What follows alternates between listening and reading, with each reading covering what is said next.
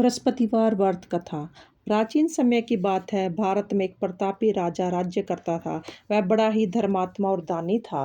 वह प्रतिदिन मंदिर में भगवान के दर्शन करने जाता और सदा ब्राह्मण और गुरु की सेवा किया करता था। उसके द्वार से कभी भी कोई याचक निराश नहीं लौटता था।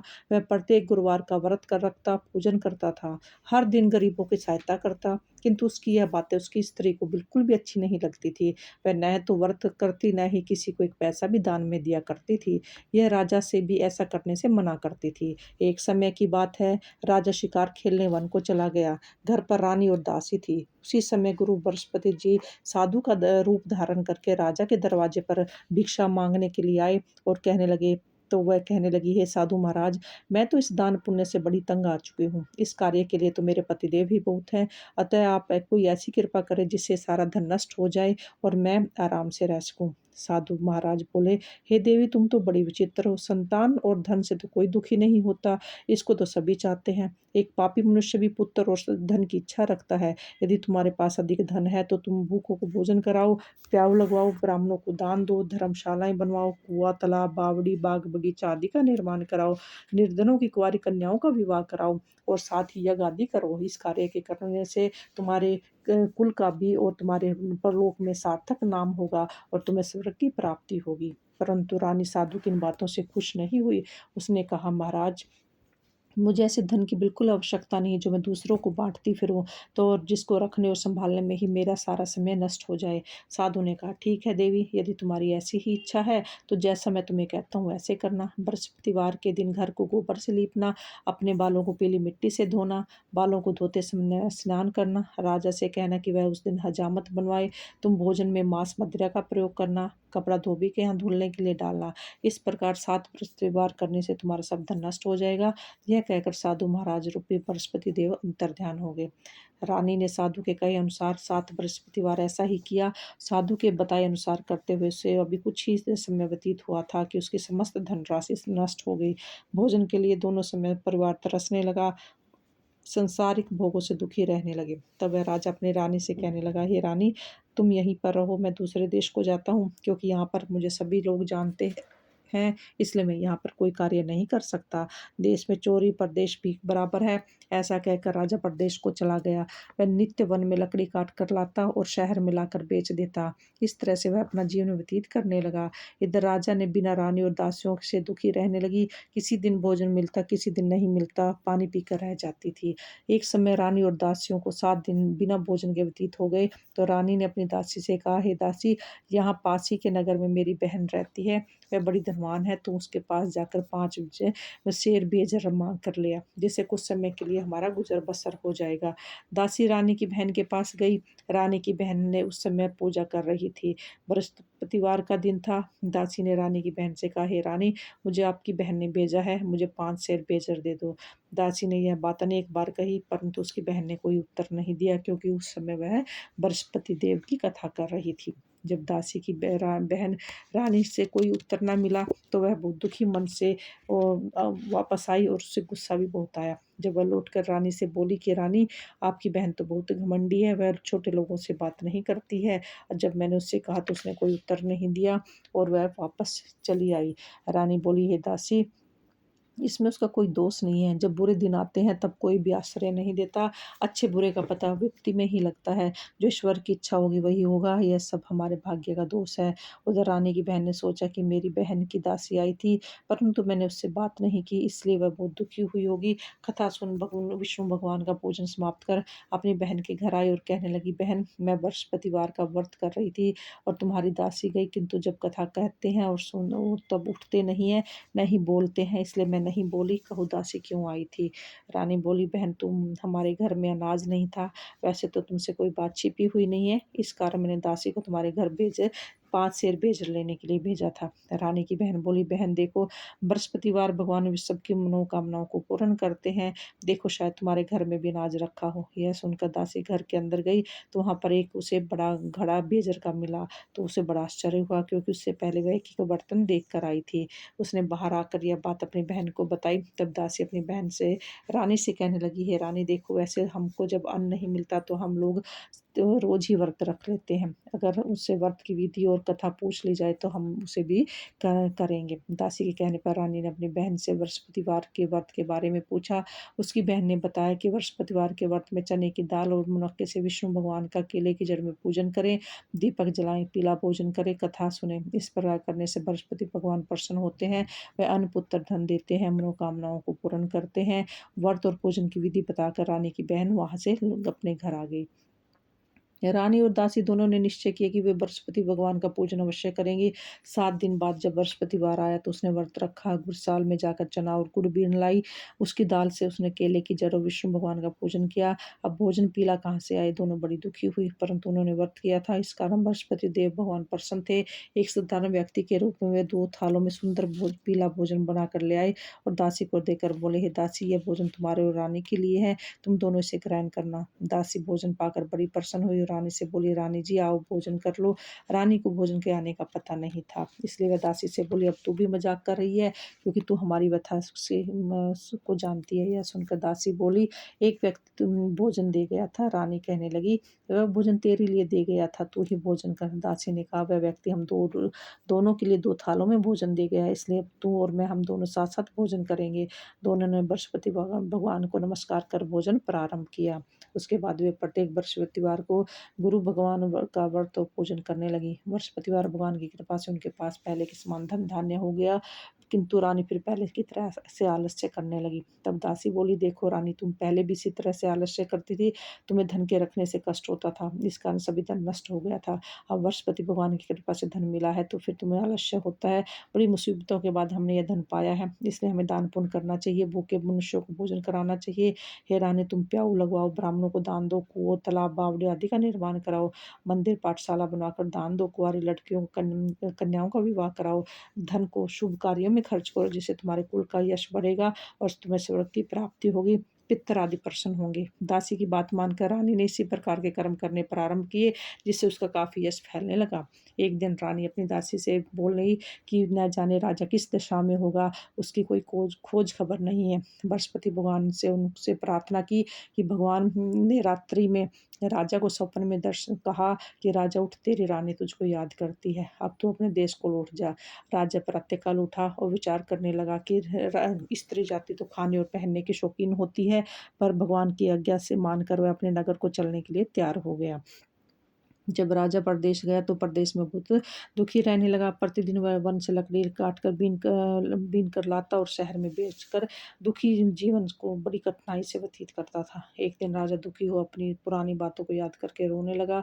उस वन में बृहस्पति देव एक साधु का रूप धारण कर आए और राजा के पास आकर बोले कि लकड़हारे, तुम इस सुनसान वन में किस चिंता में बैठे हो, मुझे बताओ।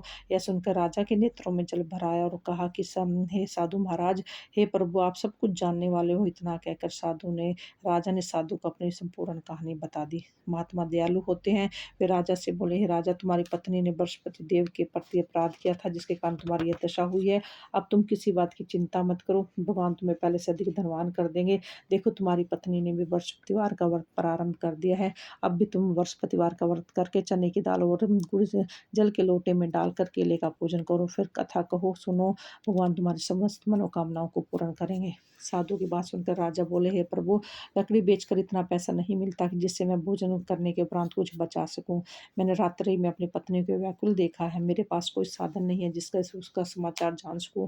फिर मैं बृहस्पति देव की क्या कहानी कहूँ, यह भी मुझे नहीं पता है। साधु ने कहा, राजा, तुम किसी बात की चिंता मत करो। बृहस्पतिवार के दिन तुम रोजाना की तरह से लकड़ियां लेकर शहर में जाओ, तुम्हें रोज से दुगना धन प्राप्त होगा, जिसे तुम भली भांति भोजन कर लोगे तथा बृहस्पतिवार की पूजा का सम्मान भी आ जाएगा। इसके पश्चात साधु महाराज ने उस बृहस्पतिवार की कहानी सुनाई, जो ऐसी है। प्राचीन समय की बात है, एक निर्धन ब्राह्मण रहता था, उसके कोई संतान नहीं थी। वह नित्य पूजा पाठ करता, परंतु उसकी स्त्री बड़ी ही मलिन थी।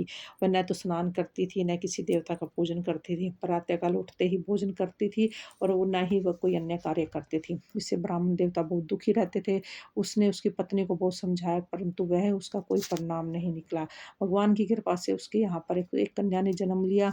कन्या अपने पिता के घर में बड़ी होने लगी। वह बालिका प्रातःकाल उठकर विष्णु भगवान का जाप करती, बृहस्पतिवार का व्रत करने लगी। पूजा पाठ समाप्त कर वह स्कूल जाती तो अपनी मुट्ठी में जौ भर कर ले जाती थी और वह पाठशाला से आते समय वह उन जौ को चुन के ले आती थी और वही जौ सोने के हो जाते थे। जब लौटते समय उनको बीन कर घर ले आती। एक दिन वह बालिका सूप में उन सोने के जौ को फटकार कर साफ कर रही थी, तो उसकी माँ ने देख लिया और कहा कि बेटी, सोने के जौ को फटकारने के लिए सोने का सूप चाहिए। दूसरे दिन गुरुवार था। कन्या ने व्रत रखा था। बृहस्पति देव से प्रार्थना की कि हे प्रभु, यदि मैंने सच्चे मन से तुम्हारा पूजन किया है तो मुझे सोने का सूप मिले। बृहस्पति देव ने उसकी प्रार्थना को स्वीकार कर लिया। रोजाना की तरह वह कन्या जौ फैलाती हुई स्कूल चली गई। स्कूल से लौटकर जब वह जौ बीन रही थी तो बृहस्पति देव की कृपा से उसे सोने का सूप मिला।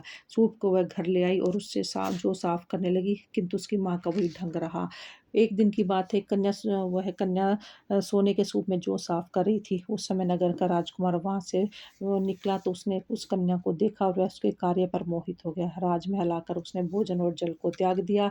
जब उसने यह बात उसके पिता को पता चली, राजा को पता चली, तो उसने अपने मंत्रियों के साथ अपने पुत्र के पास गया और बोला, बेटा, तुम्हें किस बात का कष्ट है? किसी ने तुम्हारा अपमान किया है या कोई और कारण है? मुझे बताओ, मैं वह करूँगा जिससे तुम्हें प्रसन्नता होगी। राजकुमार ने अपने पिता को कहा कि मुझे किसी ने मेरा अपमान नहीं किया है। मुझे आपकी कृपा से कोई दुःख भी नहीं है। मुझे उस लड़की के साथ शादी करनी है जो सोने के सूप में जौ साफ करती है। यह सुन राजा को बड़ा आश्चर्य हुआ। बोला कि बेटा, इस तरह की कन्या का पता तुम ही लगाओ, मैं उसके साथ तुम्हारा विवाह अवश्य करा दूंगा। राजकुमार ने राजा को उस लड़की के घर का पता बता दिया। राजा के कहने पर मंत्री उस लड़की के घर गए और राजा का आदेश उसने ब्राह्मण को सुनाया। कुछ ही दिन बाद ब्राह्मण की कन्या का विवाह उस राजकुमार के साथ संपन्न हो गया। कन्या के घर से आते ही ब्राह्मण देवता पहले की तरह ही गरीब हो गए और उसके भोजन में भी अन्न और के लाले पड़ गए। एक दिन दुखी होकर ब्राह्मण देवता अपनी पुत्री से मिलने गया।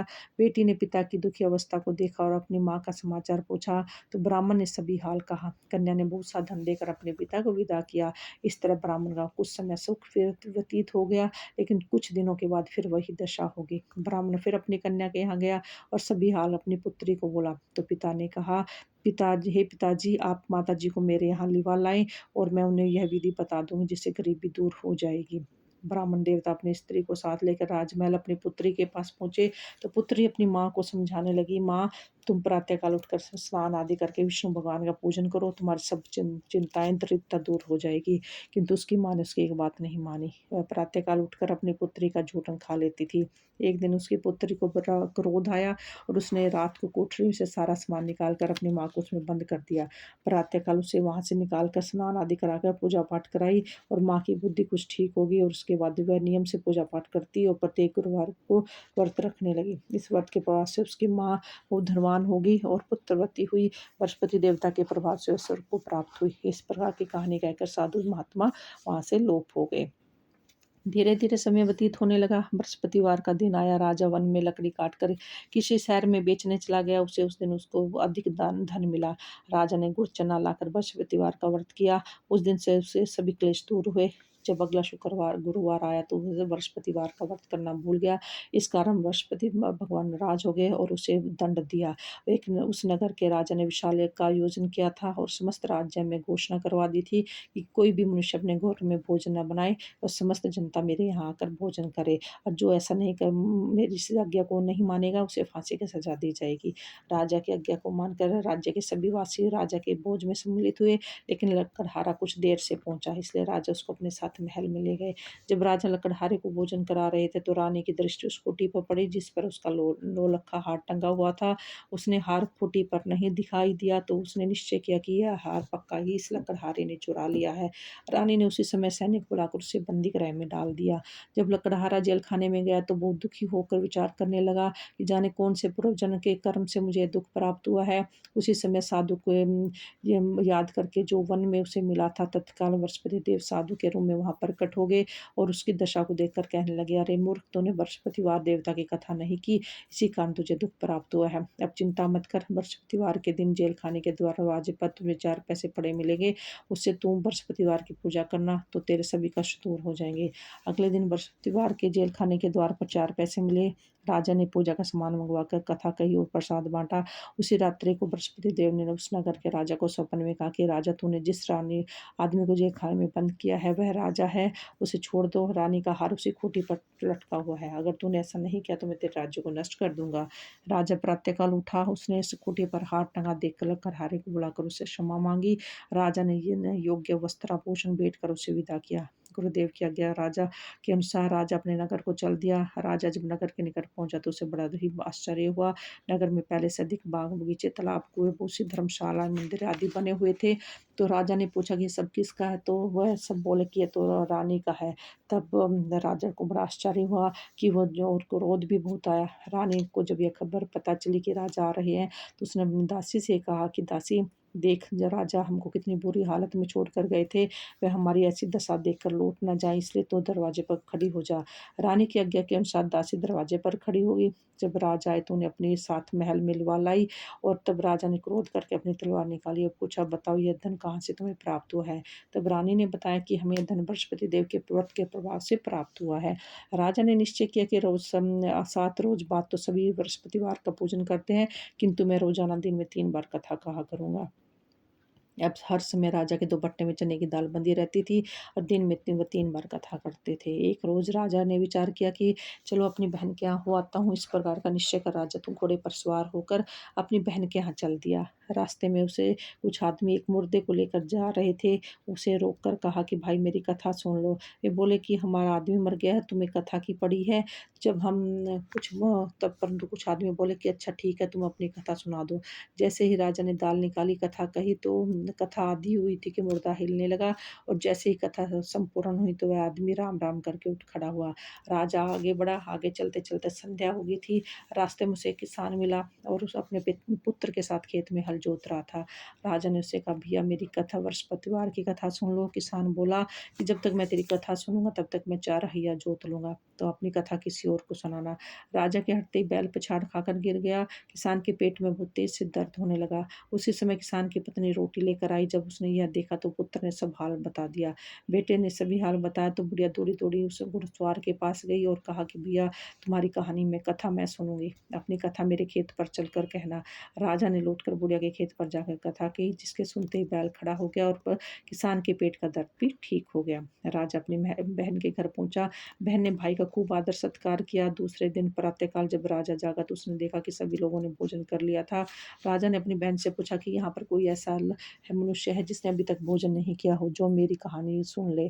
तो बहन बोली, भैया यह देश ऐसा है, यहाँ लोग भोजन पहले करते हैं, काम बाद में करते हैं। अगर पड़ोस में कोई होगा तो देख आती हूँ। ऐसा कहकर बहन चली गई, किंतु उसे कोई भी ऐसा व्यक्ति नहीं मिला जो जिसने भोजन न किया हो। वहाँ पर एक कुम्हार के घर गई जिसका लड़का बीमार था। उसे मालूम था कि यहाँ 3 दिन से इन्होंने किसी ने भोजन नहीं किया। रानी ने अपने भाई की कथा सुनने के लिए कुम्हार से कहा तो वह तैयार हो गया। राजा ने जाकर बृहस्पतिवार की कथा कही, जिससे सुनकर उसका लड़का ठीक हो गया।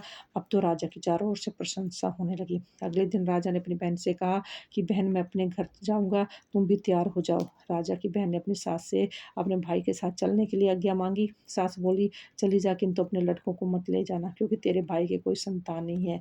बहन ने अपने भाई से कहा कि भैया मैं तो चलूँगी किंतु कोई बालक मेरे साथ नहीं जाएगा। राजा ने कहा, जब कोई बालक नहीं चलेगा तो तुम भी क्या करोगे? दुखी मन से राजा अपने नगर की ओर लौट आया।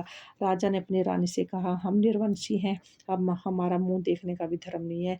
हम बिना भोजन किए शैया पर लेट गया। रानी बोली कि हे प्रभु, हे बृहस्पति देव ने हमें सब कुछ दिया है, वह हमें संतान भी अवश्य देंगे। उसी रात बृहस्पति देव ने राजा को स्वप्न में दर्शन दिया कि उठ और सोच त्याग दे, तेरी रानी गर्भवती है। राजा को यह जानकर बड़ी प्रसन्नता हुई।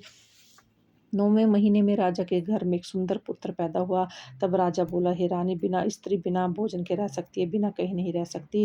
जब मेरी बहन आए तब तुम उसको कुछ मत कहना। रानी ने हाँ कह दी।